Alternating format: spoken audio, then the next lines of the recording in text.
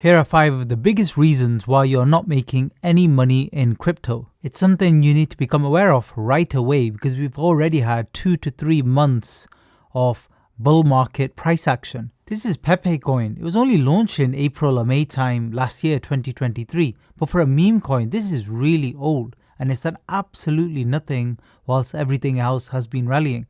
There's no reason for you to be holding dead coins like this. Let's use an altcoin example. This is Bitcoin Cash.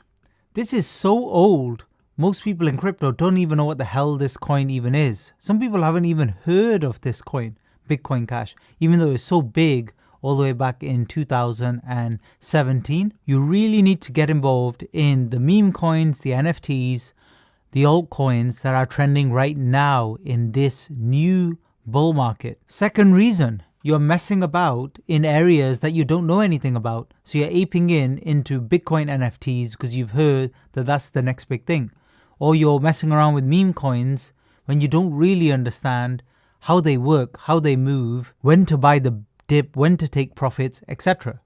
Educate yourself to avoid this issue or stick to basic trading for now. Don't start getting involved in random IDOs and ICOs when you don't know what you're doing. Reason number 3, doing zero technical analysis. You can blindly buy Solana, wait for a while, and hopefully the price will go up. But you'll be much more profitable if you actually buy at times when the prices dip, and rather than buying tops of a market, which a lot of people unfortunately end up doing, especially in cryptocurrency.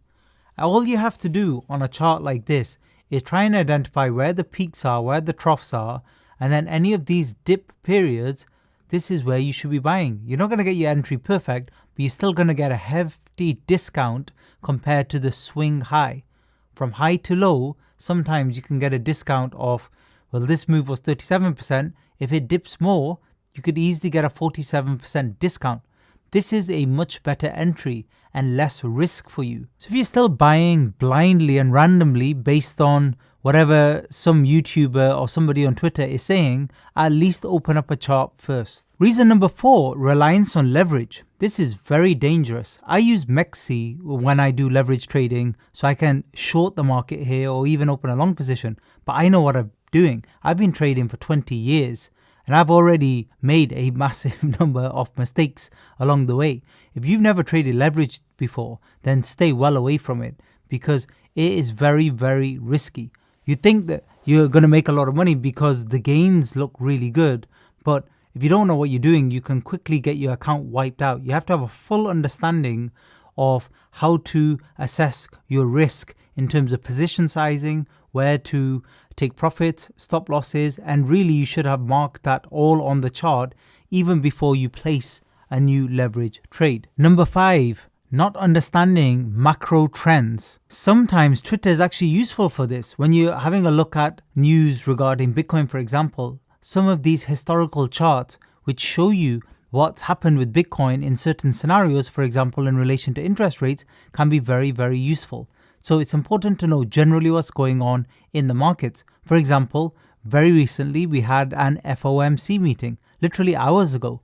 You need to know this because literally affects the whole market. So right now, the whole market is taking a dip, which is kind of predictable post FOMC.